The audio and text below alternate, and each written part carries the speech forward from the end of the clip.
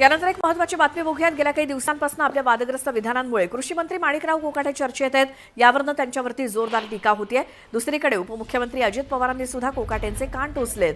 नुकतेच त्यांनी कृषी मंत्रिपद म्हणजेच ओसाड गावची पाटीलकी असल्याचं म्हणत जाणीवपूर्वक आपल्याला हे खातं दिल्याचं विधान केलं होतं। त्यांच्या या विधानानंतर विरोधकांनी टीकेची झोड उठवली। दरम्यान या सगळ्या वादानंतर उपमुख्यमंत्री अजित पवारांनी मात्र माणिकराव कोकाटेंना काय सल्ला दिला बघा। त्याच्यामध्ये मागही माणिकरावांना सांगितलं की शेतकऱ्यांच्या बाबतीमध्ये असं वक्तव्य होता कामा नये। त्याच्यामध्ये आता शेवटी तो आपला बळीराजा आहे, तो लाखाचा पोशिंदा आहे।